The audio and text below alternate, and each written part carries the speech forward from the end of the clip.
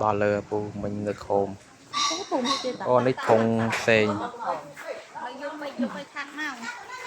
ôi tại không có tại cái này cái này này sai chợ sạch ngon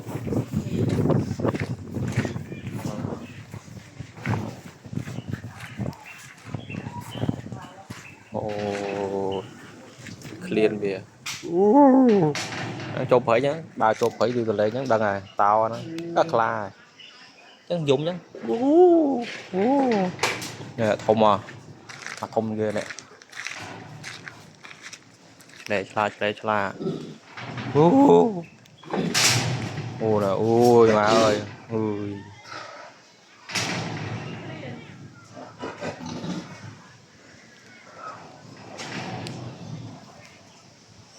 họ mà lừa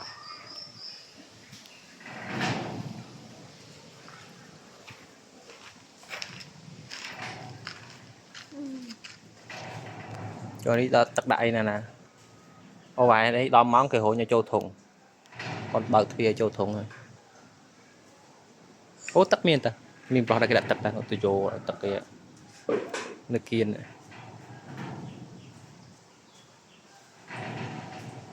Con nào nấu với miên hai nấu về vì còn châu bôi bôi toàn cà phê và tiếp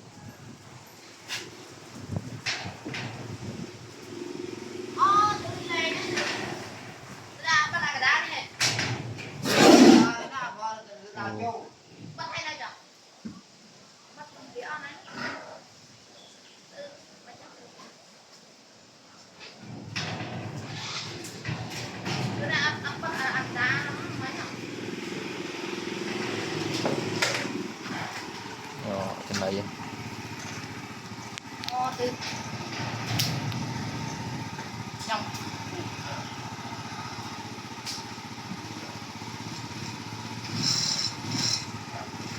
Nguyên sinh ngon cái chắp trên đấy ngon chưa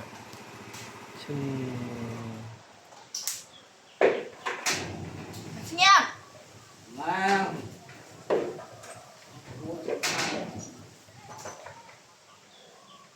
Mày mất được chân không? Mày biết đây cho mày biết gì? Mày biết đây cho mày biết gì? Mày đây.